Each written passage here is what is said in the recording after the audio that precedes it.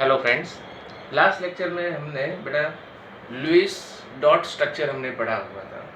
तो Lewis dot structure is completely based on octet rules. Now we learn the next theory about limitation of octet rules. Limitation of octet rules.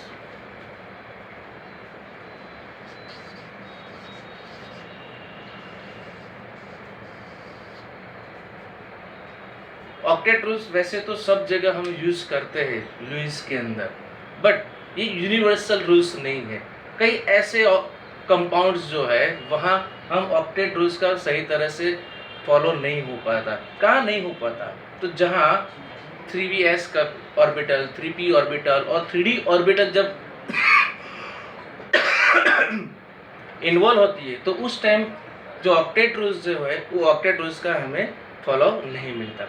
तो octet rules की जो limitation है वो 3 types के limitation है हमारे पास। Mainly 3 limitation of the octet rules. The first, incomplete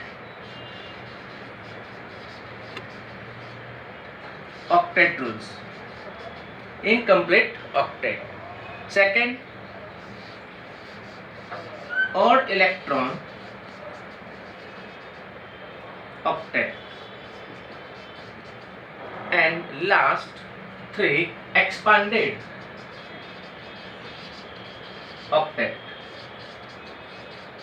So we have 3 types of the limitation of octet rules. The first, incomplete electron octet, incomplete electron octet. Second, odd electron octet. And third, expanded octet. सबसे पहले हमें देखना है incomplete electron octet. Incomplete electron octet कौन से compound में मिलते हैं? तो जो कंपाउंड के अंदर जो एलिमेंट्स जो होते हैं जिनके पास वैलेंस इलेक्ट्रॉन 1, 2 और 3 होते हैं, that means less than 4 electron अगर वैलेंस इलेक्ट्रॉन है तो वहां हमें इनकम्प्लीट इलेक्ट्रॉन ऑक्टेट देखने को मिलेगा। जैसे कि इन LiCl, BH2, BCl3, ये तीनों इलेक्ट्रोवैलेंट कंपाउंड है। इन तीनों कंपाउंड के अंदर इनकम्प्लीट इलेक्ट्रॉन ऑक्टेट कैसे होता है हम उसको देखेंगे। जैसे first of all LiCl, in LiCl 2 atoms, one of the atom is Li and another atom of chlorine. In Li we know Li has only one valence electron in outermost orbital and Cl has 7 electron in its outermost. 1, 2, 3, 4, 5, 6 and 7. Here look here. Chlorine जो है, chlorine का octet complete हो जाता है 8 electron से, but lithium का octet complete होता है ओनली 2 इलेक्ट्रॉन से। फिर भी ये LiCl कंपाउंड स्टेबल है। यहाँ ऑक्टेट रूल्स कंप्लीटली फॉलो नहीं होता, फिर भी ये कंपाउंड कैसा है? स्टेबल कंपाउंड मिलता है। उसी तरह से BH2, बेरिलियम,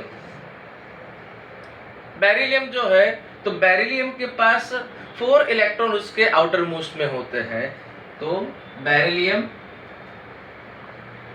2 इलेक्ट्रॉन्स, बेरिलियम के पास 2 electron, 1 electron here, 1 electron here, and this beryllium sharing with 2 different hydrogen molecules. Hydrogen, this one is hydrogen. So here the complete octet of hydrogen with 2 electron. Here also hydrogen complete their octet with 2 electron, but beryllium complete its octet by 4 electron. तो यहाँ भी complete octet हमें नहीं मिलता। हमें पता है कि एक ऑक्टेट कब कंप्लीट होता है? जब उसके 8 इलेक्ट्रॉन होते हैं तो ऑक्टेट क्या होता है? कंप्लीट होता है। लेकिन यहाँ किसी के भी पास 8 इलेक्ट्रॉन नहीं है। LiCl में लिथियम के पास 2 इलेक्ट्रॉन है, फिर भी ऑक्टेट कंप्लीट बोलते हैं। बेरिलियम में 4 इलेक्ट्रॉन है, फिर भी ऑक्टेट हम कंप्लीट बोलते हैं। Now in BCl3 boron has 3 valence electron. Now each chlorine sharing with boron by 1 electron.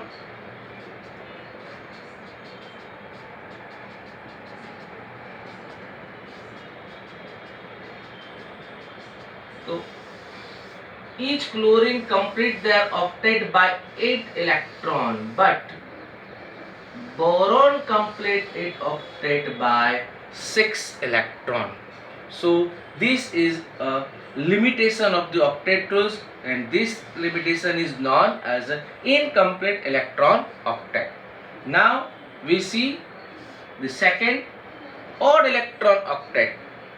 जैसे कि भाई नाइट्रोजन ऑक्साइड है, NO2 है, उसके पास इलेक्ट्रॉन जो होते हैं ऑड इलेक्ट्रॉन है. जैसे नाइट्रोजन ऑक्साइड में कंप्लीट टोटल कितने इलेक्ट्रॉन, तो कि नाइट्रोजन के पास बैलेंस में 5 इलेक्ट्रॉन होते हैं, ऑक्सीजन के पास बैलेंस में 6 इलेक्ट्रॉन होते हैं, यानी टोटल कितने इलेक्ट्रॉन हुए, 11 इलेक्ट्रॉन हुए.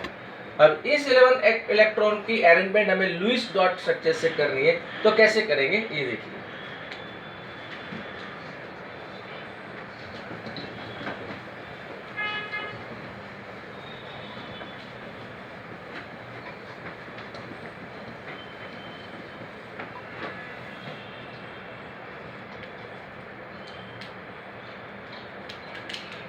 Nitrogen, we know it. Nitrogen has 5 electron.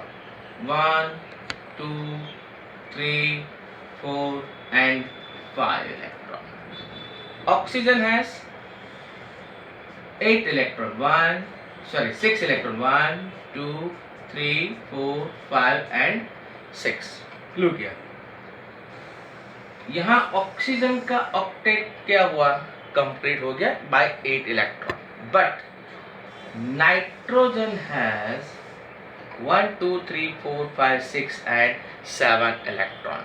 That means odd electron से उसका ऑक्टेट कंप्लीट होता है. उसी तरह से आप अपने आप से NO2 का भी देख लेना. NO2 में भी सेम प्रॉब्लम रहेगा. ऑक्टेट यहाँ जो है उसका ऑड इलेक्ट्रॉन से कंप्लीट होता है. तो यहाँ भी 8 इलेक्ट्रॉन कंप्लीट नहीं होते, फिर भी NO2 स्टेबल कंपाउंड है. Now expanded octet. अब एक्सपांडेड ऑक्टेट कौन से एलिमेंट्स में देखने को मिलेंगे, तो हमें पता है कि भाई थर्ड पीरियड जो है, आप लोग पीरियोडिक टेबल पढ़ चुके हो, तो थर्ड जो होता है थर्ड पीरियड, तो थर्ड पीरियड के अंदर 3s और 3p के साथ साथ हमारे पास 3d ऑर्बिटल भी अवेलेबल होती है. तो जब 3d अवेलेबल हो जाती है तो उस टाइम जो आउटर मोस्ट इलेक्ट्रॉन जो होते हैं, यानी आउटर मोस्ट ऑर्बिटल में इलेक्ट्रॉन जो होते हैं वो मोर देन 8 इलेक्ट्रॉन होते हैं, यानी 8 से ज़्यादा बैलेंस्ड इलेक्ट्रॉन हमें मिलते हैं. तो वहाँ एक्सपांडेड ऑक्टेट हमें मिलेगा. Suppose like in a PCl5, in SF6. हम दो एग्जाम्पल लेंगे. एक हमारे पास PCl5, दूसरा हमारे पास SF6. फॉस्फोरस थर्ड पीरियड का होता है, सल्फर भी थर्ड पीरियड का एलिमेंट है. तो यहाँ देखो फॉस्फोरस जो है, तो फॉस्फोरस के आउटर मोस्ट में कितने इलेक्ट्रॉन होते हैं, 5 इलेक्ट्रॉन होते हैं. तो 5 इलेक्ट्रॉन फॉस्फोरस के आसपास, एक इलेक्ट्रॉन, ये दूसरा, ये तीसरा, ये फोर्थ एंड ये 5. Each chlorine sharing a 1 electron with phosphorus and they make a PCl5 molecules like it.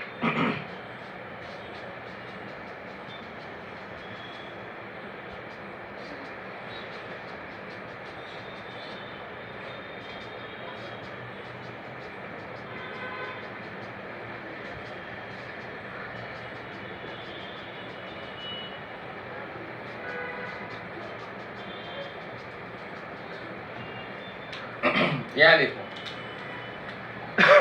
हर एक क्लोरीन 8 इलेक्ट्रॉन से अपना ऑक्टेट कंप्लीट करेगा.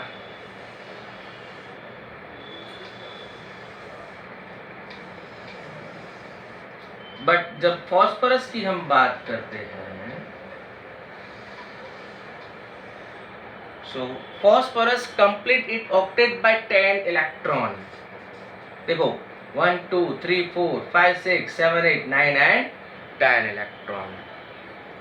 Same way in SF6, sulfur has 6 electron in its outermost orbital.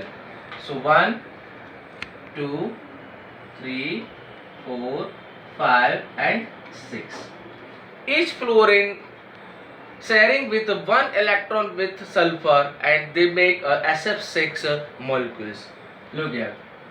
ये first fluorine, the second fluorine,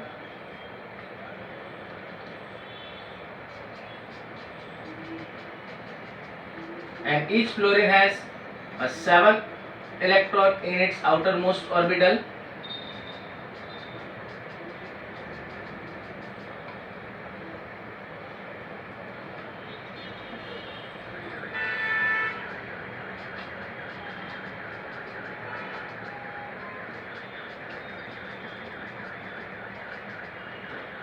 Now look here. Each fluorine complete their octet by 8 electron.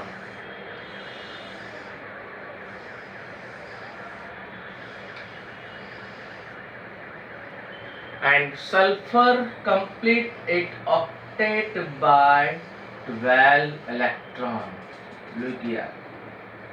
1, 2, 3, 4, 5, 6, 7, 8, 9, 10, 11 and 12. So we have three limitations of octet rules. The first is incomplete of electron octet, second odd electron octet and third expanded electron octet. इसको हम बोलते हैं expanded electron octet. Second, इसके अलावा और भी ऐसे दो हमारे पास लिमिटेशन है ऑक्टेट रूल्स की. जैसे octet rules is completely based on octet rules we know, and it is also based on noble gases यानी inertness of a noble gas.